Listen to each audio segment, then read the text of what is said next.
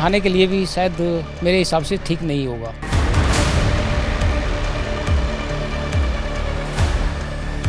यमुना मेरी जिम्मेदारी है। उसके लिए आपको बूढ़ा होने की जरूरत नहीं है। आप उसको 3 साल में देख पाएंगे कि आप हमारे साथ क्रूज में चलेंगे। नहीं हो रहा है, बहुत ज़्यादा स्मेल है यहाँ पर। नमस्कार, मेरा नाम नीतीश ठाकुर है। एक बार फिर आप कैपिटल टीवी देखना शुरू कर चुके हैं। इस वक्त मैं दिल्ली के पल्ला गांव में हूँ। पल्ला गांव ये वही गांव है जहाँ से दिल्ली के अंदर यमुना जो है वो एंटर करती है। लेकिन जैसे ही यमुना दिल्ली के अंदर प्रवेश करती है तो धीरे धीरे करके उसका पानी कितना धूमिल हो जाता है। आज की इस रिपोर्ट में मैं आपको वो सब कुछ बताऊंगा, उन लोगों से भी बात करवाऊंगा जो यहाँ के आसपास के इलाकों में रहते हैं और वर्षों से यहाँ पर यमुना माता की पूजा भी करते आए हैं। मैं दिखाना चाहूंगा आपको ये पानी का जल स्तर देखिए कि अभी तो खैर हालांकि नीचे है, लेकिन यहाँ पर यमुना आपको बाकी दिल्ली के मुकाबले काफी साफ और स्वच्छ नजर आएगी।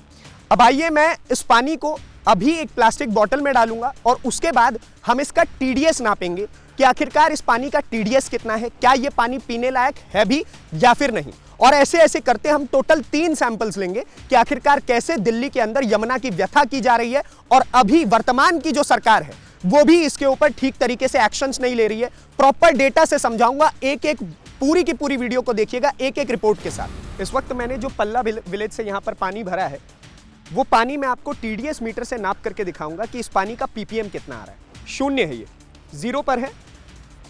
और अब मैं इसको पानी के अंदर डुबो करके दिखाता हूं। 188 पीपीएम का ये पानी है, आप देख लीजिए।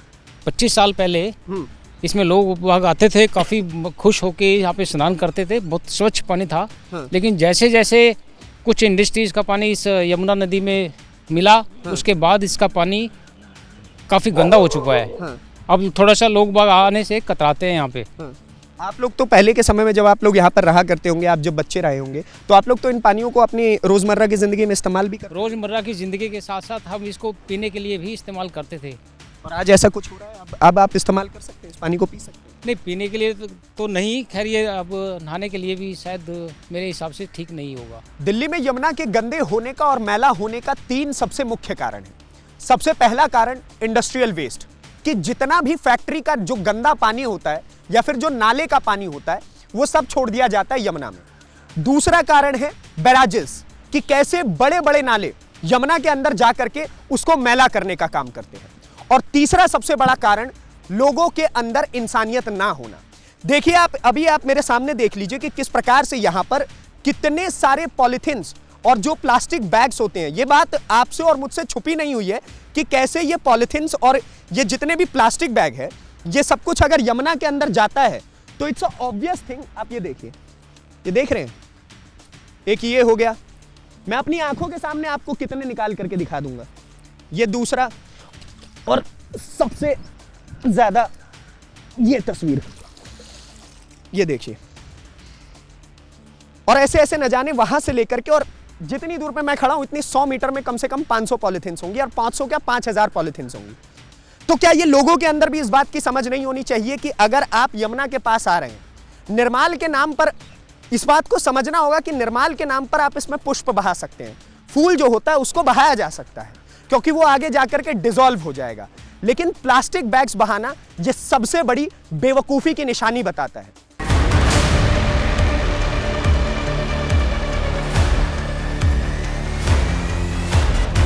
दिल्ली के मध्य में आकर के यमुना पहुंचती है तो उसके अंदर जब सीवेज और इंडस्ट्रियल वेस्ट धीरे धीरे करके मिलता चला जाता है तो अंतकाल उस यमुना के जल का, जिसे आप और मैं इस देश के 100 करोड़ हिंदू पूजते हैं, और उस यमुना पर, जिस यमुना पर पूरे भारत की 6.5 करोड़ की जनसंख्या निर्धारित है, इस पानी के ऊपर, इस पानी से उनका जीवन यापन चलता है।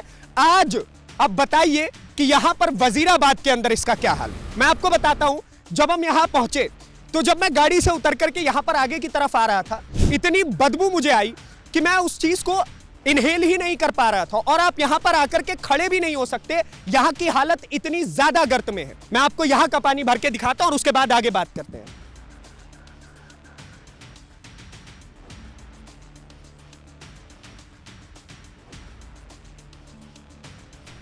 ये लीजिए, अब देखिए ये टीडीएस मीटर अभी मैंने ऑन किया इसमें 0 है, बिल्कुल 0 लिखा हुआ है, इस पे नंबर्स आप खुद पढ़ सकते हैं, ठीक है। और अब मैं इसका टीडीएस नापूंगा।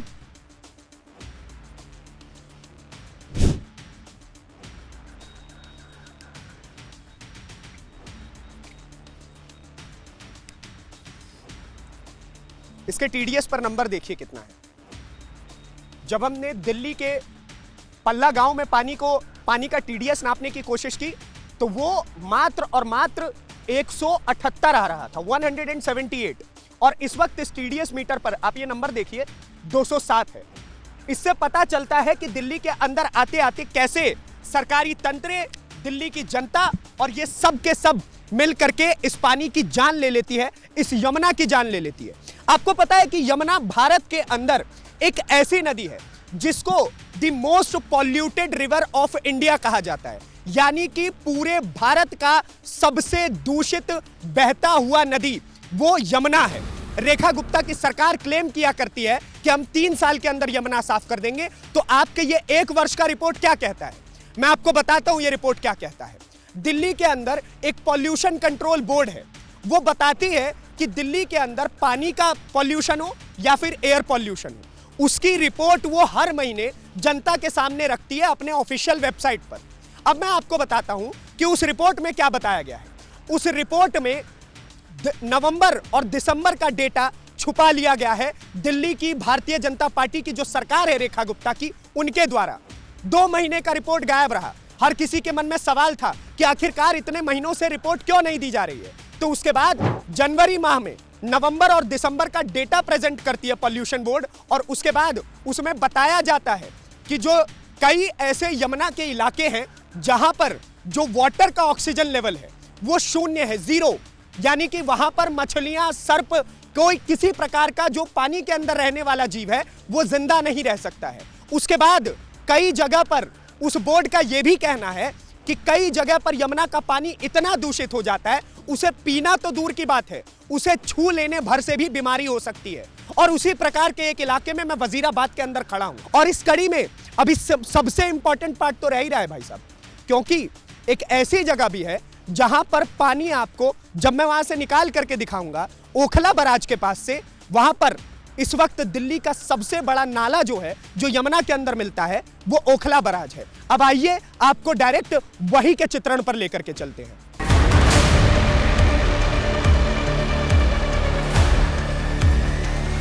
अब इस वक्त मैं आके पहुंच चुका हूं ओखला बराज पर।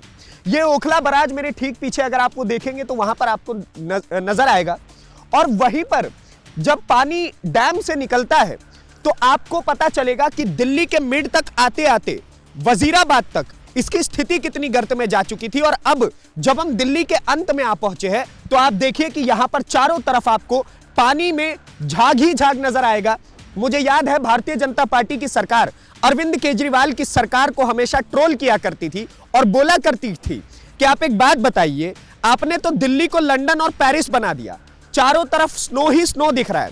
आज मैं उसी भारतीय जनता पार्टी की सरकार रेखा गुप्ता से पूछना चाहता हूं कि आपने बड़े बड़े टीवी चैनल्स को इंटरव्यू देते समय यह बात तो कही कि मैं 3 साल के अंदर यमुना को स्वच्छ कर दूंगी, लेकिन मुझे जरा इस बात का कौन जवाब देगा कि ये जो यहां पर स्नोफॉल हो रहा है या फिर ये जो लंदन और पेरिस रेखा गुप्ता के द्वारा बनाया गया है, उस बात का जवाब क्या रेखा गुप्ता दे पाएंगी? अब हम यमुना का टीडीएस नापने जा रहे हैं कि जब ये इस बराज को पार कर लेती है उसके बाद यहाँ के पानी का टीडीएस क्या होता है। पीना तो छोड़िए, मतलब इसकी स्मेल तो मुझे अभी इस वक्त ही ज़्यादा तेज़ आ रही है कि पीना तो दूर की बात, ये नहाने लायक भी पानी है कि नहीं वो जानने की कोशिश करते हैं। पूरा काला पानी है ये, एक बार और देख लीजिए, 0 पर टीडीएस। और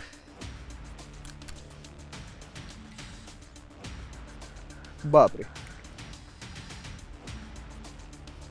529 टीडीएस का ये पानी है, अब तक का सबसे हाईएस्ट। सबसे पहले जब दिल्ली के अंदर यमुना आई तो वहां पर मैंने आपको टीडीएस मीटर में नाप करके दिखाया कि वो 178 के आसपास का था। दूसरा टेस्ट हमने किया वो 216 के आसपास का था। और इस पानी साफ कितना नजर आ रहा है आपको देख रहे हैं, लेकिन अंदरूनी हकीकत ये है कि ये पानी नहाने लायक भी नहीं है, पीना तो छोड़िए, you are not able to take bath in this water. जो पानी हम लोगों की आस्था थी उसको मारने का काम कर दिया आपने। मैं कहता हूं 11 साल अरविंद केजरीवाल की सरकार रही, उनसे तो जवाबदेही लेनी ही चाहिए। और यही कारण है कि जनता ने उनको बाहर निकाल दिया लात मार करके, उनको हटा दिया गया सत्ता से, क्योंकि वो अपना कोई भी काम ठीक तरीके से नहीं कर पा रहे थे। बट इसका जवाब क्या रेखा गुप्ता देंगी इस 529 टीडीएस का?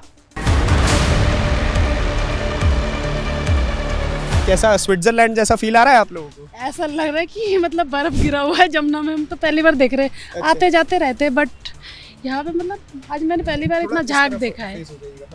हाँ जी, पहली बार इतना झाग देखा है। हम तो सोच रहे पता नहीं क्या है, फिर आके देखा तो ये सारे तो केमिकल के जो फैक्ट्रीज होती है उनका। सर बहुत दुर्भाग्य है जो सरकारें बदल जाती हैं और नेता बड़े बड़े वादे करते हैं और उसके बाद में ज़मीन स्तर पे आके कोई कार्य होता नहीं है पब्लिक के हित में। बहुत बुरा हाल है। दिल्ली सरकार को कुछ करना चाहिए इसके ऊपर, थोड़ा सा ध्यान देना चाहिए। बारिश वगैरह आती हाँ। है तो बहुत ज़्यादा पानी जम जाता है तो बहुत दिक्कत आती क्या कह रही है आप? है। जब बारिश वगैरह आती है तो यहाँ पे बहुत पानी जम जाता है, तो जो यहाँ पे लोग रहते हैं उनको बहुत प्रॉब्लम होती है, पानी घर तक चला जाता है लोगों के। तो ये सब चीज़ें ठीक करनी चाहिए इनको। ये तो एक समस्या हो सकती है, लेकिन मैं अब इस वीडियो के अंत में पहुंच चुका हूं जहां पर कुछ निष्कर्ष पे बात करनी चाहिए कि आखिरकार कैसे इस यमुना को साफ किया जा सकता है। सबसे पहली चीज़, जब सरकारी नेतृत्व उचित तरीके से काम करेगा, जब सरकार उचित तरीके से काम करेगी, केवल कागज़ों पे फंड रिलीज करने से यमुना साफ नहीं हो सकती है। आप लोगों की भावनाओं के साथ चुनाव जीतते हैं, बोलते हैं कि हम आप लोगों की माँ अगर यमुना है तो हम उस यमुना को साफ करेंगे। आप बोलते हैं कि हम इसमें आकर के डुबकियां लगाएंगे, अरविंद केजरीवाल हो चाहे रेखा गुप्ता हो। सवाल यह है कि आप दोनों के बीच में मैं डिफरेंशिएट क्या करूं? जब आप दोनों ही एक ही प्रकार का काम करेंगे तो मालूम कैसे पड़ेगा कि वो बेहतर थे या आप बेहतर थी? हर बारी सरकार को हम नहीं बदल सकते हैं। हमने उनको 11 साल का मौका दिया, मालूम पड़ता है कि उन 11 सालों में उनको भी अगर नंबर्स दिए जाए तो शून्य ही मिलेंगे, 0। और उसके बाद अब अगर हम इस बार आपको मौका दे करके देख रहे हैं तो आप हमारे लिए क्या करेंगे? सवाल यह भी बनता है, आपने भी कुछ नहीं किया। तो अंतर क्या है अरविंद केजरीवाल और रेखा गुप्ता में? इसकी स्पष्टता ना भारतीय जनता पार्टी दे पाएगी, ना रेखा गुप्ता, ना उनकी जो पीआर टीम होगी, और ना ही कपिल मिश्रा, और ना ही कोई मंत्री। जितने भी दिल्ली में बैठे हुए मंत्री लोग हैं, जितने भी विधायक हैं जो लगातार आकर के बोलते रहते हैं कि हम यमुना का पानी पी लेंगे, बोतल में भर भर के पानी पीते हैं। आप देखिए, आप ये युवाओं के लिए जो लोग यहाँ पर आ रहे हैं, उन युवाओं के लिए क्या भविष्य बना रहे हैं आप?